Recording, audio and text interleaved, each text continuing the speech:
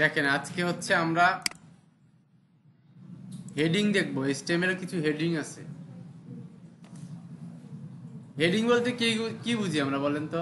আমরা news paper পড়ছি না, শিরোনাম।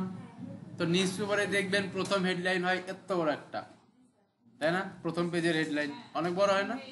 তো সেটা কোন কোন হেডলাইন? সেই হেডলাইনটা আমরা মূলত করি হচ্ছে এই যে H1 হেডলাইন, যে সেটা সবচেয়ে বড় হেডলাইন হবে। তারপরে দেখবেন নিউজ পেপারে আছে কি, ওই প্রথম হেডলাইনের চেয়ে আর একটু ছোট একটা সাব হেডলাইন, সাব টাইটেল যেটাকে বলে, তাই না? সেটা হলে কি কি দিয়ে করা হয়? H2 দিয়ে, মানে বড় হচ্ছে আর একটু ছোট। এরপরে দেখবেন হচ্ছে কিছু হেডলাইন আছে, এই যে প্রত্যেকটা পাতায় কিছু কলাম আছে, তাই না? কলামের ওপর ওপর ছোট ছোট হেডলাইন থাকে না? সেই হেডলাইন কি বলা হয়? সেকেন্ডারি হেডলাইন, কিংবা ওই ছোট হেডলাইন যেগুলো, সেগুলো কি? কিছুটা আছে H3 দিয়ে করে, কিছুটা আছে H4 দিয়ে করে, 5 দিয়ে করে, 6 দিয়ে করে। যখন যেই দরকার, সাইজ দরকার, তখন সেই সাইজের হেডলাইন আমরা দেই, তাই না? এটা গেল হচ্ছে নিউজ পেপারে কিভাবে দেখায়, তাই না? এখন আমাদের এটা কি নিউজ পেপার? কোনো নিউজ পেপার না। সো আমরা এখানে কিছু হেডলাইন হেডিং ব্যবহার করব। তো আমরা এখানে দেখেন কিছু হেডিং দেখাইছি না? H1, দেখেন H1 কিভাবে লেখে, H2, H2 কিভাবে লেখে, H3। তো মোটামুটি সব কিছুই লেখার সিস্টেম একই। দেখেন আমরা যদি এখানে H1 লিখি, কি লেখা আছে এখানে? This is H1।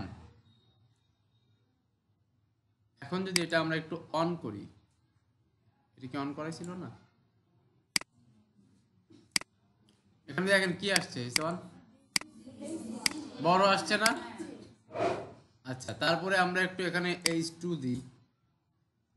কি দিলাম? H2,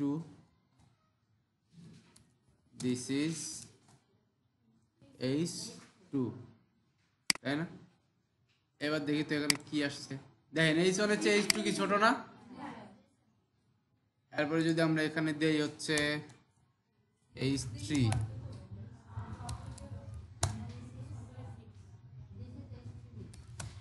H3 ছোট না?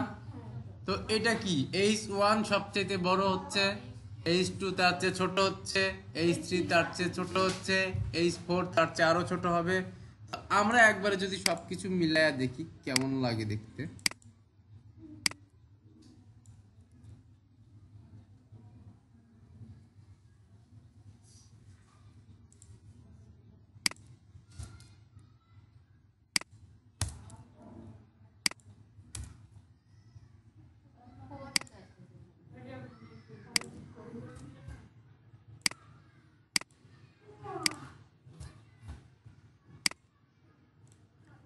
দেখেন এখন কেমন আসছে, দেখেন তো।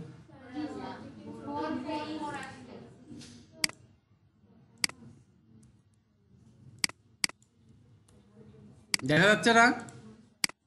কার দেখা যায় না? এখন দেখা যায়? এখন দেখা যায়? দেখেন H1 কত বড়? সবচেয়ে বড়।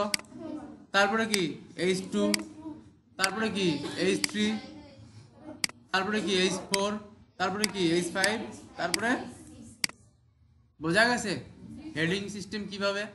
এখন একটু প্র্যাকটিক্যালি দেখা উচিত না? আমরা একটু দেখি তো, প্রথম আলোতে যাই। H6 পর্যন্ত আছে। এই যে দেখেন প্রথম আলো, এখানে যে বাংলাদেশ, এটা কি বড় না? আমরা একটু দেখি এটা কি করা আছে, এটা কত নাম্বার।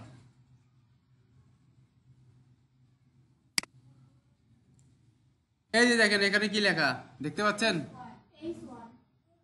দেখতে পাচ্ছেন? হ্যাঁ, দেখেন আমি যখন এই এই যে এইটারে ধরতেছি বাংলাদেশে, তখন দেখেন এখানে H1 আসছে না? দেখেন এখানেও দেখাচ্ছে এটা কি H1। তার মানে H1টা কোথায় ব্যবহার হয়, বুঝতে পারছি? সেইটা যেটা হচ্ছে মূল শিরোনাম, প্রথম যেটা সবচেয়ে ইম্পর্টেন্ট, সেটা কি H1টাকে ব্যবহার হয়। আচ্ছা, এরপরে দেখি আর কি আছে। এই যে এটা দেখেন, এটা আছে না? এটা একটা শিরোনাম না? তো এইবার একটু আমরা দেখি এইটা কি শিরোনাম। দেখেন এখানে কি আছে, দেখেন এটা কি H3 না, যে এখানে সবচেয়ে বড়টার তারপরে যে বড়টা সেটা তারা ইউজ করে নাই, তারপরে এটা করছে কি করছে, H3 করছে এটা ছোট করার জন্য, তাই না? এইবার দেখি এই যে এখানে যে ইউজ করছে এটা কি, এটাও H3 ইউজ করছে, তাই না? হ্যাঁ, এটা কি করছে দেখি, দেখি আমরা এটা কি ইউজ করছে তারা, এটাও 3 ইউজ করছে।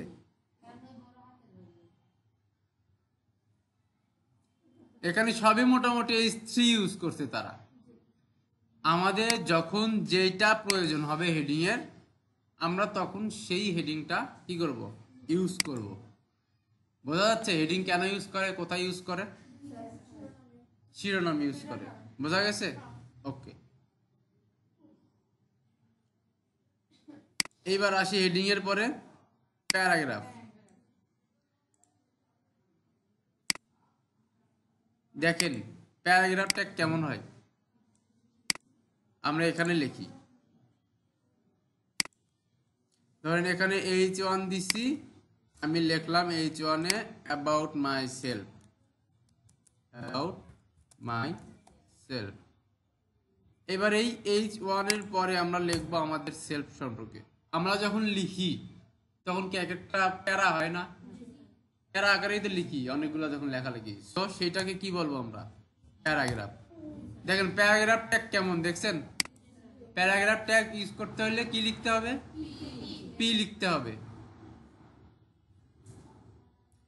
আর হেডিং ট্যাগ ইউজ করলে কি লিখতে হবে, H1 H2 H3 H4। H মানেই হচ্ছে হেডিং, বোঝা গেছে, পি। এখন আমরা কিছু লিখি,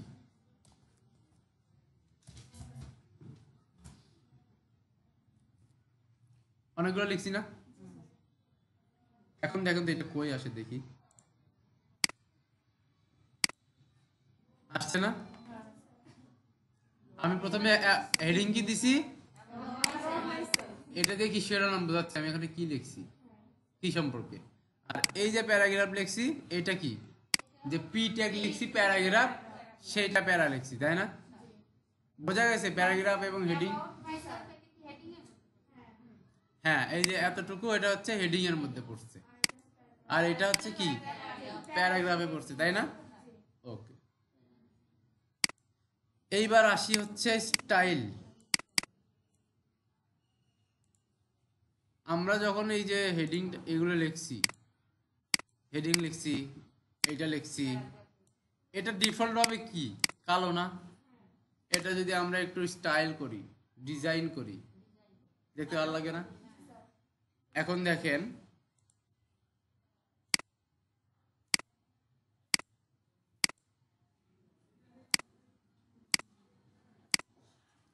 স্টাইল, দেখেন HTML স্টাইল আছে কিছু। HTML স্টাইল হচ্ছে মূলত 3 প্রকার হয়, একটা হচ্ছে ইনলাইন, একটা হচ্ছে ইন্টারনাল, আর একটা হচ্ছে কি এক্সটার্নাল। এখন ইনলাইন বলতে কি বোঝা যাচ্ছে এই ওয়ার্ডটা দ্বারা, ইনলাইন এই ওয়ার্ড দ্বারা কি, ইন লাইন, লাইনের ভেতরে, লাইনের ভেতরে এই স্টাইলটা মানে এই ডিজাইনটা দেওয়া হবে। এই যে দেখেন একটা এক্সাম্পল দিছি না এখানে, আমি এক্সাম্পলটা দেখা যায়, দেখা যাচ্ছে এক্সাম্পল। দেখেন আমি কি করছি, একটা পি ট্যাগ নিছি, প্যারাগ্রাফ ট্যাগ, সেখানে কি লিখছি, একটা অ্যাট্রিবিউট দিছি, স্টাইল কি এখানে, আর ভ্যালু কত, তাহলে আমি একটা অ্যাট্রিবিউট দিছি আর কালার দিছি কি রেড। তাহলে এখন এই পি ট্যাগটা কি কালার দেখা উচিত, কি কালারে দেখা উচিত, লাল কালারে। তাহলে আমরা একটু দেখি কি কালারে আসে, তাই না? এটা কি এই পি ট্যাগের এক লাইনের, এই পি ট্যাগ যে লাইন, এই লাইনের ভিতর লিখছি না, পি ট্যাগ লাইনের ভিতরেই তো লিখছি, এই জন্য এটার নাম কি হয়েছে? ইনলাইন। বোঝা গেছে সবাই? দেখেন আমি একটু এটা কপি করলাম, কপি করে এই যে পি ট্যাগ আছে দিলাম,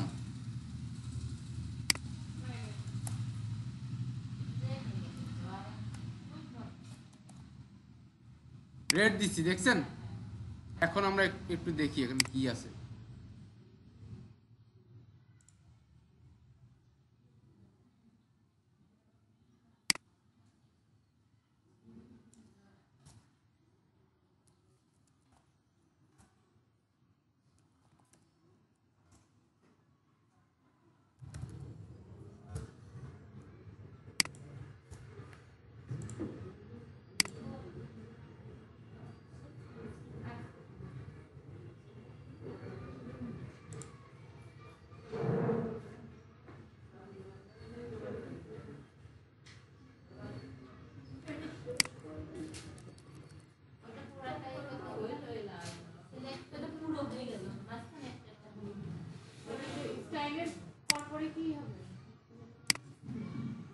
এখন ঠিক আছে? আমি কেন ওইটা ওইরকম কেন আসছিল বলেন তো, বলতে পারবেন? আমি এটা সেভ করি নাই। সিলেক্ট না, সেভ। আমি যে এটা লেখছি, এটা লেখার পরে সেভ দিতে হয়। সেভ না দিলে এটা বুঝবে না যে এটা একটা নতুন জিনিস অ্যাড হয়েছে, ব্রাউজার বোঝে না। দেখেন এখন এখানে কি আসছে, লাল আসছে না? কি কারণে আসলো? আমরা একটা স্টাইল ব্যবহার করছি, তাই না? সেভ কেমনে করে? এখন কি সেভ করা শিখাবো? এই যে ফাইলে যাবেন, এই যে সেভ, আমি এটা শর্টকাট ইউজ করছি, কন্ট্রোল এস। ঠিক আছে? আচ্ছা, এখন এটা কি হয়েছে? ইনলাইন হয়েছে না? কিন্তু আমাদের কি কি ছিল? Inline, internal, external. আমরা ইনলাইন বুঝছি তো কেমনি ইনলাইন স্টাইল করে, তাই না? এবার আসি ইন্টারনাল কিভাবে করে। দেখেন ইন্টারনাল স্টাইলে একটা সিনট্যাক্স আছে। সিনট্যাক্স তো বুঝি আমরা, সিনট্যাক্স কারে বলে? কালকে বলছিলাম না সিনট্যাক্স কি, ভুলে গেছেন? সিনট্যাক্স হচ্ছে দেখেন এই যে স্টাইল লিখছি যে আমি, স্টাইলের আগে কি আছে? লেস দেন কিংবা অ্যাঙ্গেল, আর শুরুতে কি আছে? গ্রেটার দেন আর একটা অ্যাঙ্গেল। এটা হচ্ছে স্টার্টিং ট্যাগ। এটার এন্ডিং ট্যাগে কি আছে? লেস দেনের পরে একটা স্ল্যাশ আছে, তারপরে কি গ্রেটার দেন আছে। এই যে এখানে স্টাইলের আগে লেস দেন দিতে হবে, আবার এই স্টাইলের পরে গ্রেটার দেন দিয়ে শেষ করতে হবে, তখন এটা একটা স্টার্টিং ট্যাগ হবে। এই যে রুলস, এই রুলসকে বলা হয় সিনট্যাক্স। বুঝছেন? যে এইটা হচ্ছে এইচটিএমএল বলে দিছে, এইরকম করে লিখলে তোমার এইচটিএমএল কোড হবে, না হলে হবে না। বোঝা গেছে সিনট্যাক্স কি? এখন দেখেন এখানে ইন্টারনাল জন্য কি আছে? ইন্টারনাল স্টাইলের জন্য দেখেন কি আছে। ইন্টারনাল স্টাইল কিভাবে হয়েছে? যে আমরা একটা স্টাইল ট্যাগ নিছি, তাই না? স্টাইল ট্যাগ নিছি, সেইটার ভিতর টাইপ লিখে দিছি, কি টাইপের স্টাইল হবে? Type text CSS. আমরা মূলত এই যে কালার লিখতেছি, এটা মূলত একটা সিএসএস। সিএসএস কি জিনিস আমরা পরে জানবো, আপাতত শুনে রাখেন যেটা হচ্ছে সিএসএস। বলে দিছি সিএসএস এর টাইপ হবে। এরপরে দেখেন আমরা কি করছিলাম, প্যারাগ্রাফকে লাল করছিলাম না? দেখেন এখানে প্যারাগ্রাফ ধরছি আমরা, এই যে এই ট্যাগটাকে, এই যে পি ট্যাগ, এটাকে এখানে কি লিখছি? ধরছি, ধরে তারপরে কি দিছি? সেকেন্ড ব্র্যাকেট দিছি, তাই না? এরপরে আমরা বলে দিছি সেকেন্ড ব্র্যাকেটের ভিতরে যে এই প্যারাগ্রাফ ট্যাগটা হচ্ছে কি কালার হবে? রেড কালার হবে। তো আমরা এখানে দেখলাম, আমরা একটু প্র্যাকটিক্যাল দেখি আসলে কি হচ্ছে জিনিসটা। আমি এখান থেকে এটা তুলে দিলাম, ঠিক আছে? এখন অবশ্যই যদি আমরা ইন্টারনাল স্টাইল করতে চাই, ডিজাইন করতে চাই এইচটিএমএল এর ভিতরেই, এই এইচটিএমএল এর ভিতরে যখন ইন্টারনাল করব, সেটা অবশ্যই হেডের মধ্যে হতে হবে। কোথায় হতে হবে? হেডের ভিতরে অবশ্যই হইতে হবে। আমরা যে স্টাইলটা ওখানে লিখছিলাম স্টাইল ট্যাগ, প্রথমে আমরা স্টাইল ট্যাগ নিই তাই না, STYL স্টাইল ট্যাগ নিলাম না, একটা স্টাইল ট্যাগের কি নিলাম, ওপেনিং নিলাম আর একটা কি এন্ডিং নিচ্ছি তাই না। এইবার এটার ভিতরে আমরা কি লিখবো, আমাদের কালার করার দরকার কি, রেড। কাকে কালার করবো আমরা, প্যারাগ্রাফকে, তাহলে প্যারাগ্রাফের ট্যাগ কি পি, তাহলে আমরা কি লিখবো এখানে পি লিখলাম। এরপরে কি দিতে হয়, সিনট্যাক্স কি আছে, সিএসএস লিখতে হলে সিনট্যাক্স সেকেন্ড ব্র্যাকেট দেওয়া লাগে তাই না, দিলাম সেকেন্ড ব্র্যাকেট। এরপরে আমরা কি লিখবো, কি কালার করবো এটারে, কালার। এই যে সেমিকলন, এইটা কিন্তু একটা সিনট্যাক্স, এটা রুলস, সেমিকলন দিতেই হবে। আপনি সিএসএস লিখলে এই সেমিকলন দিতে হবে, ঠিক আছে। আচ্ছা আমরা লিখলাম, এখন এটা কি লিখবো, রেড, তারপর একটা ক্লোন দিব, সরি সেমিকোলন হচ্ছে এটা, এটা হচ্ছে ক্লোন, এটা দিলাম। এইবার এখানে যদি দেখি আমরা কি আসে, আসছে, এটা কি হয়েছে, আগের মধ্যে লাল কালার হয়েছে না। এখন কোথায় দিছি আমরা, আমরা কি এখন ইনলাইনে দিছি, দিছি কোথায়, ইন্টারনাল। ইন্টারনাল মানে হচ্ছে এই HTML পুরা পেজের ভিতরই আমার স্টাইলটা করা থাকবে। ইন্টারনাল স্টাইল কি, যে আমরা যে পুরা এখানে যে হেডিং টেডিং লিখলাম, আরো অনেক কিছুতে অ্যাড করব ভবিষ্যতে তাই না। এখন লিখছি হচ্ছে অ্যাবাউট মাই সেলফ, প্যারাগ্রাফ, এগুলো যে লিখছি আমরা ভবিষ্যতে আরো লিখবো না। তো এই পুরাটার ভিতরেই আমরা যখন এই এখান থেকে শুরু করে ডক টাইপ থেকে শুরু করে এই HTML পর্যন্ত, এটা পুরাটা আমাদের একটা কি ওয়েব পেজ না। এই ওয়েব পেজের ভিতরে যখন আমরা স্টাইল করব, ডিজাইন করব, কালার দিব, কিংবা আরো অনেক কোনো ডিজাইন করব, সেটা যখন করব এই স্টাইল ট্যাগের মাধ্যমে, তখন সেটা হবে কি ইন্টারনাল স্টাইল। বুঝছেন নাকি মাথার উপর দিয়ে যায় সব,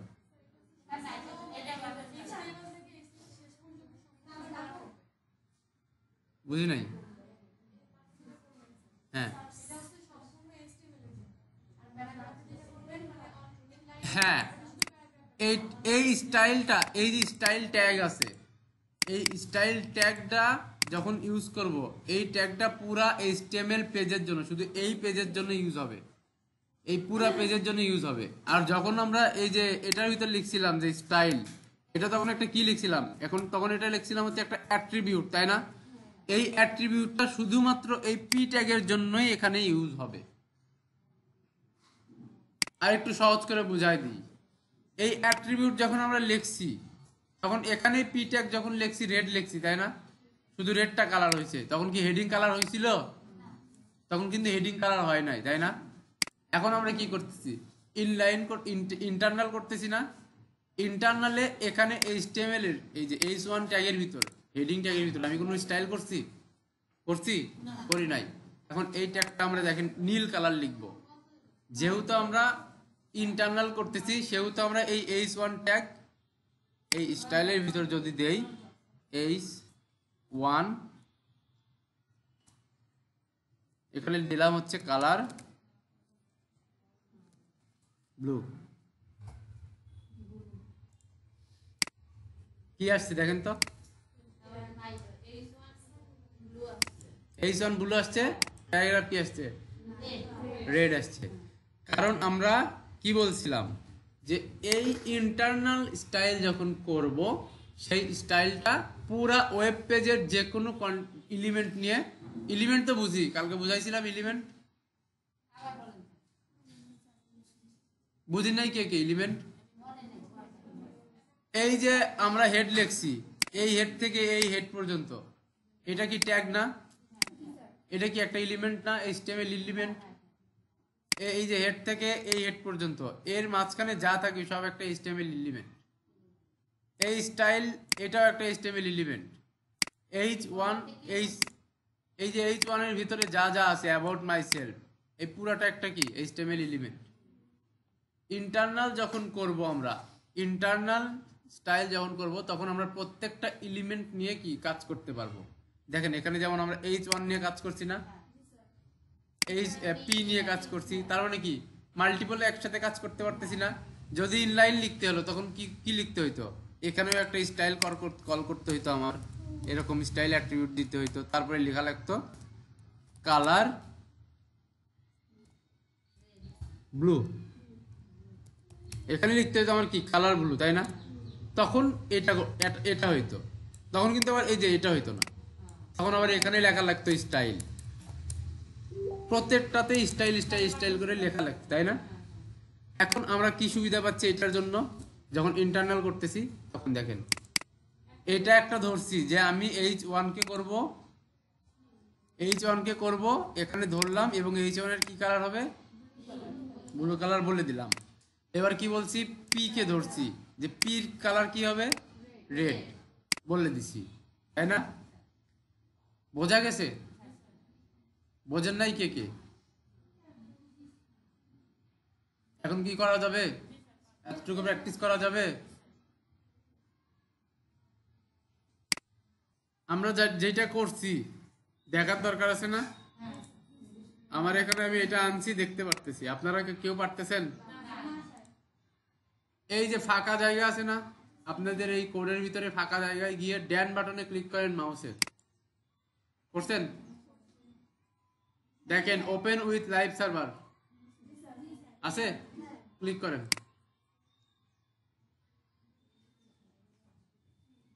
দেখেন ব্রাউজারে এটা ওপেন হবে, একটু সময় নেবে, একটু সময় নেবে, ওয়েট করেন।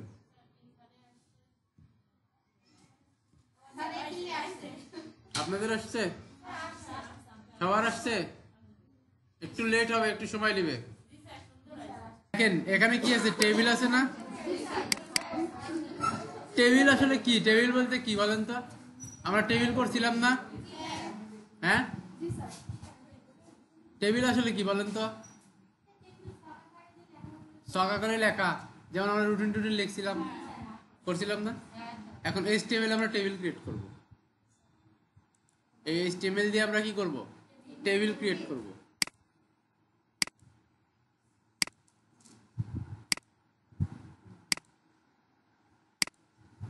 দেখেন এখানে কিছু টেবিলের ট্যাগ আছে, এই যে টেবিল ট্যাগ, এটা কি ডিফাইন করে,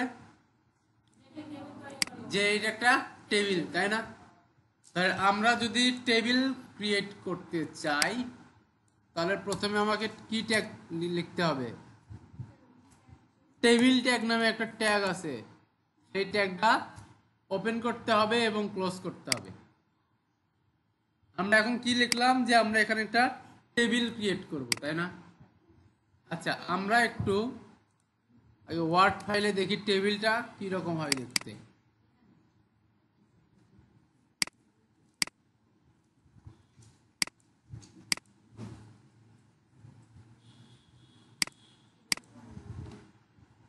এখানে টেবিল ক্রিয়েট করছি না, দেখেন তো টেবিল হয়েছে না, এটা একটা।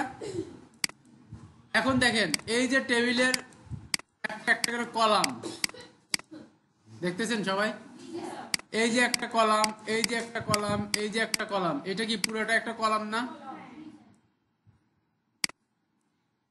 এইটা পুরোটা একটা কলাম না? না, এটাই হচ্ছে পুরোটা একটা কলাম, এটা একটা কলাম, এটা একটা কলাম, এইটা একটা কলাম, এইটা একটা কলাম, এগুলো কলাম না? আর এখানে রো কোনটা, এই যে রো, এটা হচ্ছে রো, এটা একটা রো, এইটা একটা রো, তাই না? দেখেন এখন আমরা শুধু বলছি কি এখানে আমরা একটা টেবিল করব, তাই না?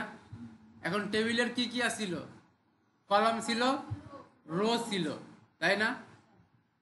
দেখেন এখানে আরেকটা কি আছে, টিআর, টিএইচটা পরে দেখতেছি আমরা, TR define a row in a table, তার মানে একটা টেবিলে এই যে এখানে যে রো আছে, এখানে যে রো আছে সেই রোটা যদি আমরা ক্রিয়েট করতে চাই তাহলে কোনটা লিখতে হবে, টিআর। বোঝা গেছে? টেবিল ক্রিয়েট করার জন্য কি করতে হবে, table tag name, table tag element use করতে হবে, এবং রো ক্রিয়েট করার জন্য আমরা কি করব, রো ট্যাগ এলিমেন্ট ইউজ করব। ঠিক আছে? টিআর টেবিল করলাম, টেবিলের মধ্যে এবার কি লিখলাম টিআর। এটা কি একটা রো হইলো তাহলে, তাই না?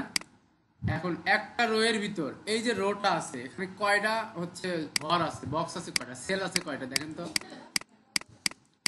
10টা সেল আছে না এখানে। এখন প্রত্যেকটা সেল আমাদেরকে একটা একটা করে বানাইতে হবে। দেখেন এখানে প্রত্যেকটা সেল বানানোর জন্য কি আছে, টিডি।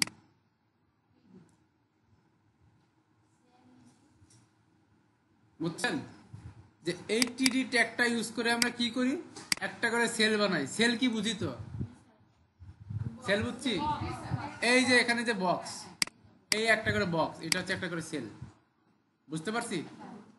আচ্ছা এইবার আসি, ধরেন এখানে হচ্ছে আমরা কি করলাম, একটা বক্স তৈরি করলাম টিডি। এখন কি হলো, একটা বক্স তৈরি হয়েছে। এখন আমাদের এখানে প্রত্যেকটা রোতে কয়টা করে বক্স আছে, 10টা না। আচ্ছা আমরা 10টা না, আমরা 5টা বক্স করব। এখানে 10টা আছে, আমরা 5টা করব। তাহলে এই টিডিটা আপনাকে 5 বার লিখতে হবে। এখানে একটা লিখলাম, কটা হয়েছে, 1 2 3 4 5। এখন এখানে কি হইলো দেখেন তো, প্রথম থেকে একটু ওভারভিউ করেন। প্রথমে একটা টেবিল ক্রিয়েট করলাম, সেই টেবিলের ভিতর একটা রো নিলাম, সেই রো এর ভিতর 5টা সেল নিলাম, তাই না, নিচে সেল। এখন এই সেলগুলোর নাম দিব, এখন আপাতত নাম দিব না, একটা রো নিছি। এখন এখানে কয়টা রো আছে, 1 2 3 4 5 6 7 8, 8টা রো আছে। আমরা একটা রো কমপ্লিট করছি কয়টা সেল দিয়ে, একটা রো কমপ্লিট করছি কয়টা সেল দিয়ে, 5টা। এবার আমরা 5টা রো কমপ্লিট করব ওই 5টা সেল দিয়েই। এখানে একটা রো হয়েছে না, একটা করছি, এখন আবার একটা রো করব। আপনারা অবশ্যই লিখে লিখে করবেন, আমি শর্টকাট ইউজ করতেছি সময় বাঁচানোর জন্য। একটা রো হয়েছে, 2টা রো হয়েছে, 3টা হয়েছে, 4টা হয়েছে, 5টা হয়েছে। এখন কি আমরা 5টা রো করছি না। এখন যদি আমরা দেখি একটু ওপেন করে, কিছু আছে, সেভ দিতে হবে না, দিলাম সেভ। কিছু আছে, কেন নাই,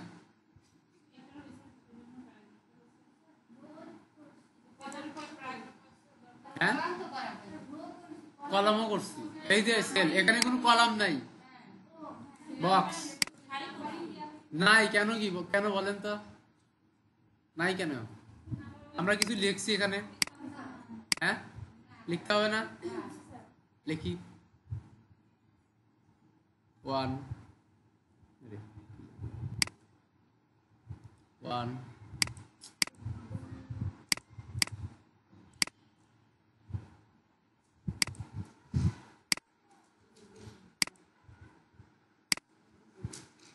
এখন একটু সেভ দিই তো দেখি কি হয়, আসছে। কিন্তু কোনো টেবিলের মতো দেখা যায়, দেখা যায়, যাচ্ছে না তো, তাই না। আমরা স্টাইল করা শিখছিলাম না, হ্যাঁ আমরা একটু এখানে স্টাইল করি। আমাদের টেবিলের মতো দেখার জন্য একটা বর্ডার দরকার না। এই যে দেখেন, এই যে টেবিলটা ক্রিয়েট করছি, একটা দাগ দাগ হয়েছে না, প্রত্যেকটা সেলের একটা করে দাগ দাগ আছে না। তো প্রত্যেকটা সেলের দাগকে কি বলে, বর্ডার। এগুলাকে একটা করে কি বলা হয়, বর্ডার। আমরা একটু সিলেক্ট করি না বর্ডার, টিডি দিলাম, টিডি বর্ডার। এখন কতটুকু বর্ডার হবে, এই যে দাগটা যে দিছি আমরা, এই দাগের তো একটা মেজারমেন্ট আছে, কতটুকু দিলে হবে। এগুলোকে পিক্সেল আকারে, মেজারমেন্ট গুলোকে পিক্সেল আকারে বলা হয়, 1 পিক্সেল 2 পিক্সেল 3 পিক্সেল। এগুলো আমরা আরো ডিটেলস আসবে পরে। আপাতত আমরা লিখি হচ্ছে সলিড দিব। সলিড মানে কি, বর্ডার। সলিড মানে হচ্ছে এই যে এরকম যেমন দাগ আছে না, এই একটানা দাগ, এটা হচ্ছে সলিড। এরপরে দিব কত পিক্সেল, 1 পিক্সেল। তারপরে দিব কালার, কি কালার, ধরেন রেড দিলাম। এখন দেখেন কি আসছে, দেখছেন এখন কি সেলগুলোর কি আছে, বর্ডার আছে না। হ্যাঁ, এখন সেলগুলোর বর্ডার আসছে। আচ্ছা, আমি চাই এখানে সেল হবে না, এখানে রো দিব।